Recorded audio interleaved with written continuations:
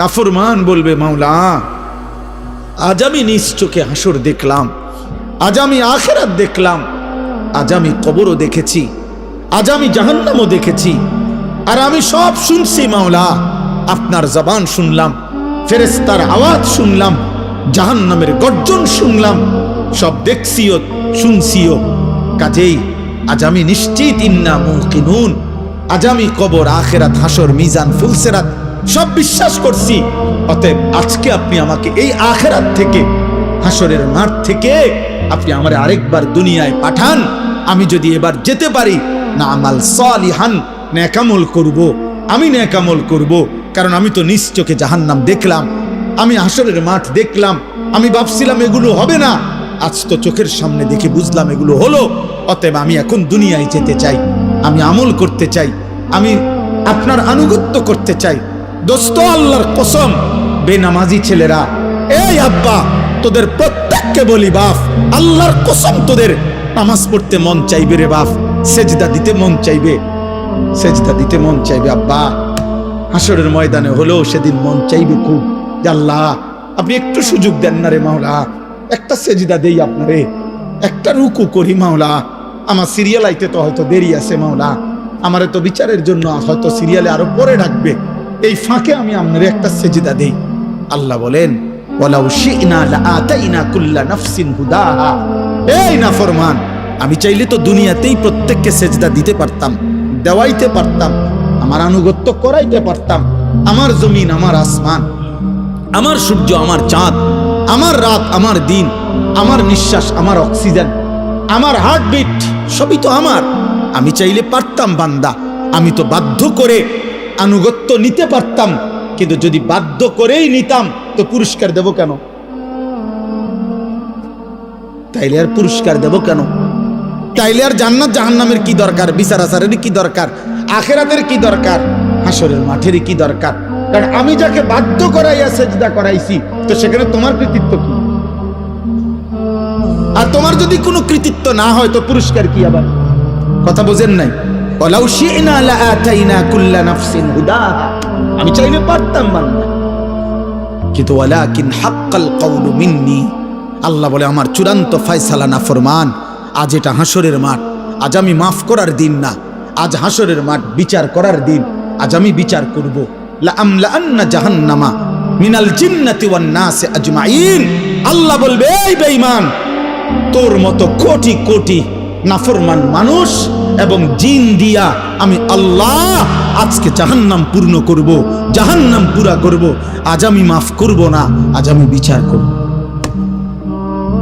মাফ করতে চাইছিলাম দুনিয়ায়, আমি হাজারবার বলছিলাম, কত মৌলভী, কত ওয়াইস, কত হুজুর, কত ইমাম, কত বক্তা, কত আলেম, কত পীর, কত বুজুর্গ, কত হাজারি করছে যে রে আল্লাহর বান্দা মাফ চাও, মাফ চাও, মাফ চাও, তওবা করো, তওবা করো।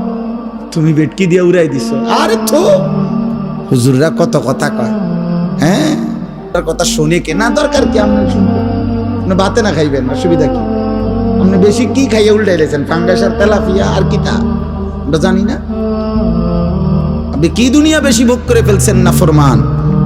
এই যুবক, কি বেশি দেখে ফেলছো?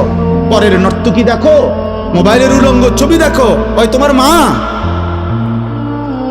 এই বেটা বেহায়া ছেলে বেটা, যে নারীকে মোবাইলে উলঙ্গ ছবি দেখো, ও তোর মা বেটা, ও তোর বোন। তোর মাকে এমন উলঙ্গ কেউ দেখুক? একটা নির্লজ্জ বেহায়া বল, এখন দাঁড়ায় বল বেটা, তোর মাকে দেখুক উলঙ্গ, তোর বোনকে দেখুক বিবস্ত্র,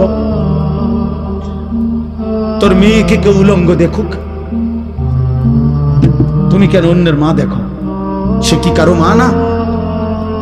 সে কি কারো বোন না? সে কি কারো মেয়ে না? ও কি কারো ফুফি না? ও কি কারো খালা না? তোমার ইজ্জতের উপরে হাত ধরকে,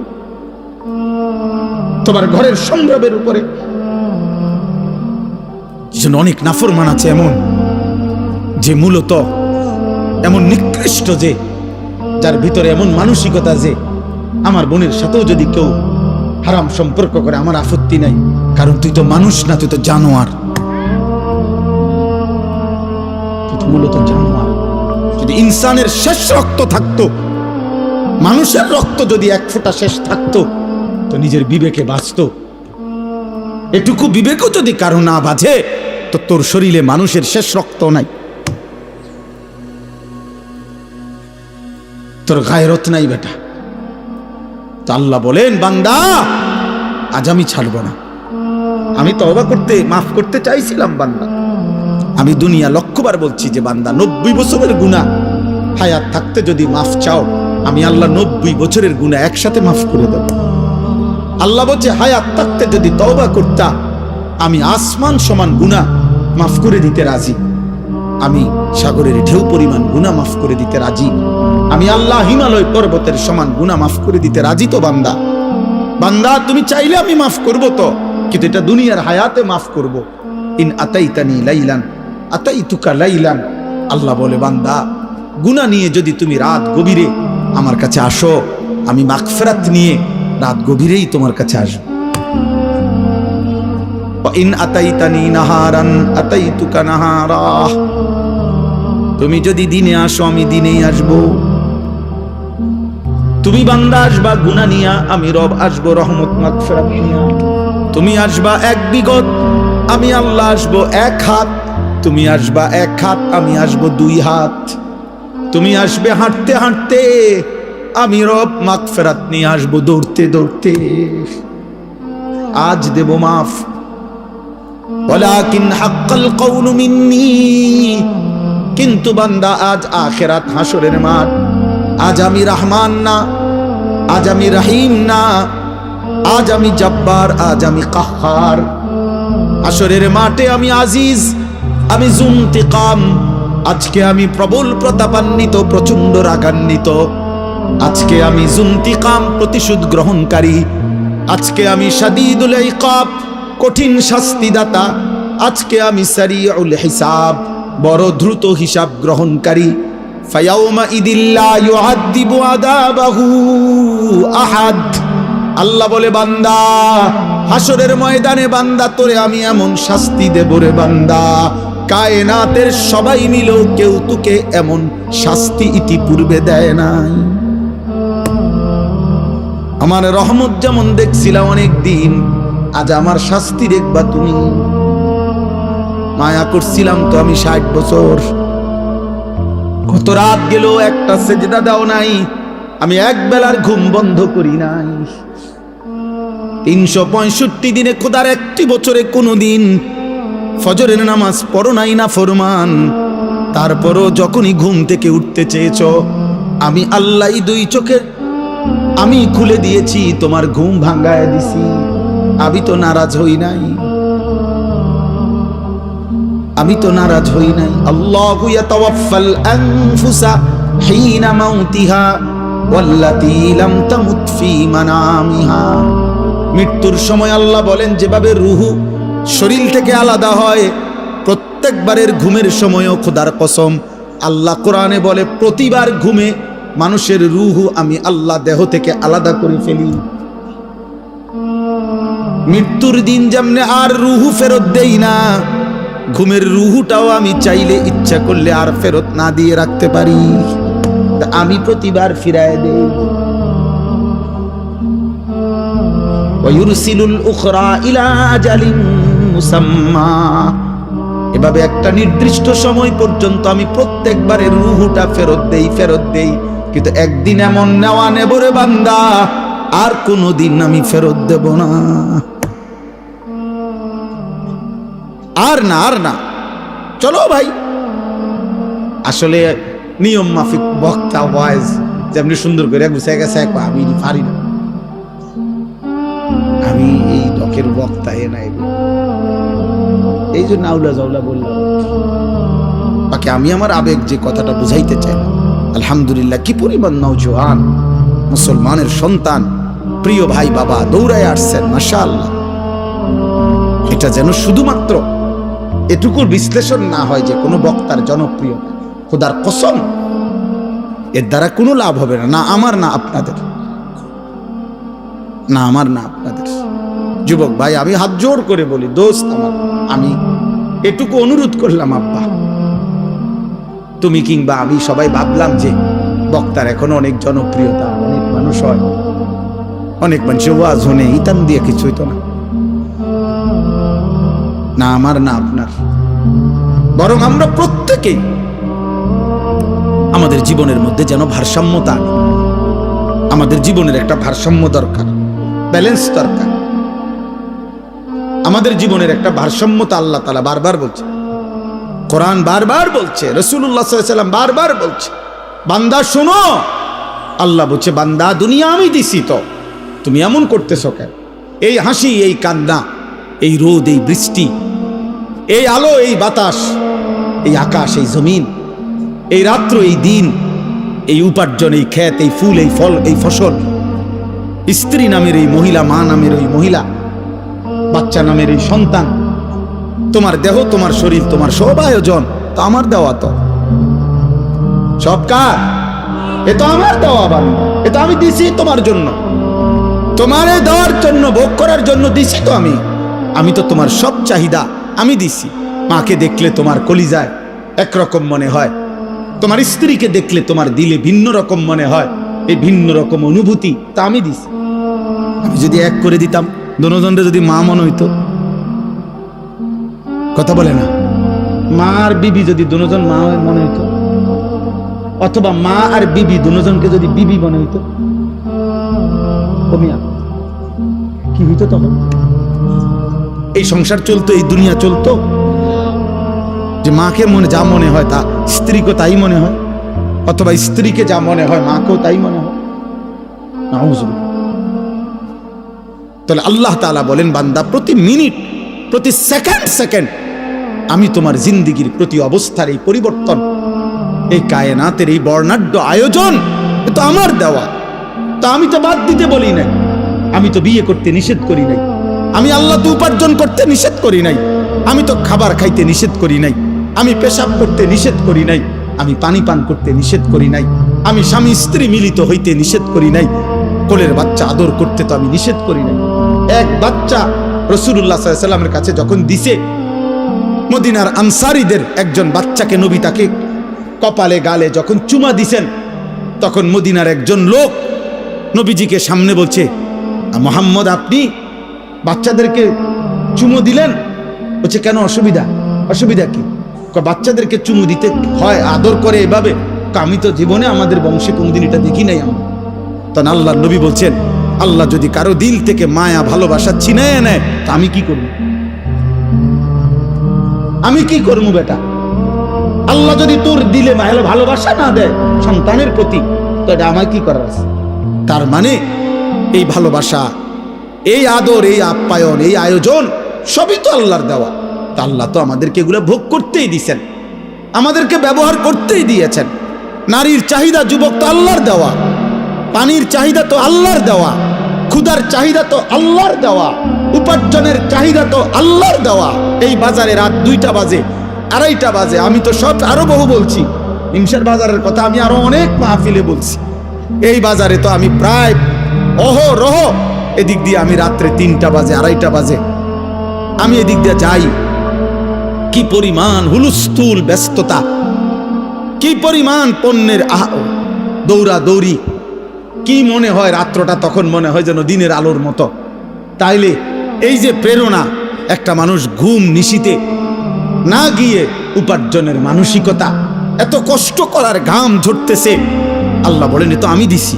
তার কলিজায় উপার্জন করো, সংসার করো, বিবি বাচ্চার জন্য কিছু করো, ঘর করো, জমি ব্যবস্থা করো, ফসল করো, ক্ষেত করো, রোজগার করো। আল্লাহ বলেন এগুলো তো সব আমি দিছি। বান্দা এই সব আয়োজন আমার, তা আমি সেজদা পাবো না কেন? তোমরা একটা ছেলে বলো, বাবা আমি তোমার লগে বোঝাপড়া করতে চাই, আমি তোমার সাথে ইনসাফের কথা, তোমার যদি ইনসাফ থাকে, বিবেক থাকে, তুমি যদি মরে না যাও, তুমি যদি মানুষের বাচ্চা হও, এই বেনামাজি তুমি যদি মানুষের বাচ্চা হও, তো মানুষের ঘরে যদি জন্ম নিয়ে থাকো, তো তুই বেটা বল, বেটা তুই কেন সেজদা দিবি না? এই নাফরমান বল বেটা। আল্লাহর গোলামি কেন করবি না নাফরমান? বলেন। আল্লাহ তো কোনো জানোয়ারকে বলে না এটা যে আমার সেজদা দাও। আল্লাহ তো ইনসানকে বলছে। যদি বলি জানোয়ারকে বললেন না কেন, আল্লাহ বলবে জানোয়ারকে সেই যোগ্যতাই দেই নেই। কুকুরকে যদি, গরুকে যদি বলা হয় তাকবীরে তাহরিমা বাঁধো, সোজা হইব কেমনে? কিন্তু আমাদেরকে যোগ্যতা দিয়েছেন কিনা? আমাদের শরীরের মধ্যে আল্লাহকে সেজদা দেওয়ার যোগ্যতা আছে, রুকু করার যোগ্যতা আছে আমাদের, নিয়ত বাঁধার যোগ্যতা আছে আমাদের, আল্লাহর সামনে দাঁড়াইবার যোগ্যতা আমাদের দেহে আছে। তো আমরা দেব না কেন? বলেন, বলেন ভাই, বলেন। নওজোয়ান বাবা বলো, দুনিয়ার সব আয়োজন তো আমাদের আল্লাহর দেওয়া, আল্লাহকে ভুললাম কেন? এই জন্য আজকে সূরা ফাতিহার এই 4টা আয়াত আমি শুধু লম্বা তাফসির করান, আমি বললাম না আমি তেমন আহামরি তেমন সুন্দর করে কইতে পারি না, কিন্তু আমি শুধু এতটুকু কথা বলতে চাই। আল্লাহ তাআলা বলছে, বান্দা তুমি শুধু ভারসাম্য আনো, মানে ব্যালেন্স করো। ব্যালেন্স, ব্যালেন্স মানে তুমি শুধু একটা জিনিস বোঝো, এই সৃষ্টির সব আয়োজন আমার, আমি দিয়ে যাচ্ছি। কথাটা শেষ বুঝেন? আমি দিয়েও যাব, তুমি ডাকো বা না ডাকো, সেজদা দাও বা নাফরমানি করো, ঈমান আনো বা কুফরি করো, আমি দুনিয়া দেব বান্দা। তবে শুধু একটা কথা মনে রাখো, আমি কিন্তু আজ দুনিয়ায় যা দিছি আগামী দিন আখিরাতে তা হিসাব নেই। কথা একটু আমার হাসি, আমার কান্না, ওই যে ওই দেখেন অপদার্থ কি করে, কোন মানে ব্রেন কাজ করে না, অগণিত ছেলের সেন্স কাজ করে। কোন শব্দ পাথরের আঘাত দিল, মানে পাথর দিয়েও যদি তার বুকে ধাক্কা দেন তার বুক নড়বে। অসংখ্য যুবকের হালাত, কোন শব্দ আহা, সে একবার তার মনেও আসে না যে, মনে করেন এই দিনকে দিন রাতকে রাত নারী দেখে, উলঙ্গ ছবি দেখে, নামাজ নাই, এর একটাবার বুঝেও না যে এর দ্বারা মানুষে আমার আব্বারে কি করবে। আমার মনে আছে আমি ছোটবেলায় কত সময় দেখছি আল্লাহর দয়ায় আমগরে মানুষে কইতো, এ হুজুরের ভূত, সাবধান, উল্টাপাল্টা করো না। এটা তো নিয়ামত, এটা নিয়ামত না। মানুষে যেটা কইছে আর শর্মে তখন সরে গেছে, এ হুজুরের ভূত, হুজুরের ভূত। আহ, কিছুই ভাবো না তোমরা ছেলে। তোমার মায়ের ইজ্জত কি, তোমার বাবার সম্মান কি, তোমার বংশ কি, তোমার আল্লাহ কে, তোমার রাসূল কে?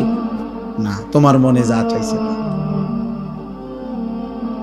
তোমার মনে যা চাচ্ছে তাই। মনে রাখতে হবে আব্বা, চাহিদা পূরণ যে জীবন, মানে শুধু চাহিদা পূরণ, এটা ইনসান না, এটা জানোয়ার।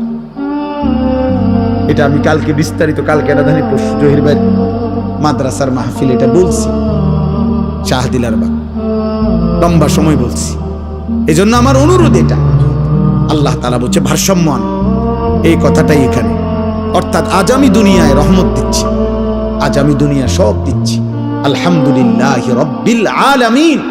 আল্লাহ বলেন সমস্ত প্রশংসা আল্লাহর জন্য। সব প্রশংসা কার জন্য?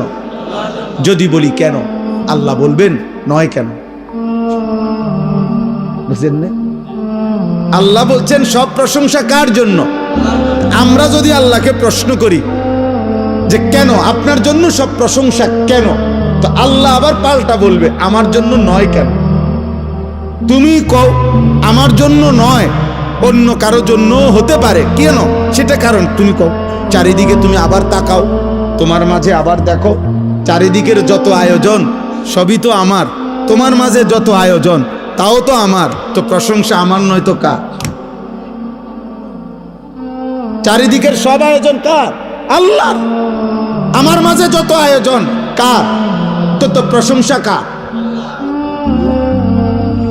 আল্লাহ রব্বিল আলামিন। আল্লাহ বলে বান্দা আমি শুধু সৃষ্টি করে ছেড়ে দেই নাই, আমি এমন না যে কোম্পানি মাল প্রোডাক্ট করছে, উৎপাদন করে কোম্পানির মাল বেচা হয়ে গেছে, কোম্পানি হলো কুমিল্লা ফ্যাক্টরি, মাল চলতে আছে পঞ্চগড়, মাল চলতে আছে এখন সুনামগঞ্জ। কি করে তারা, কেমনে কি করে কিছু উনি আর কোম্পানি জানে না, মাল বেচা শেষ। আল্লাহ তাআলা বলেন, বান্দা, সৃষ্টি আমি যাকে করেছি আমি তাকে আমার হাতছাড়া করি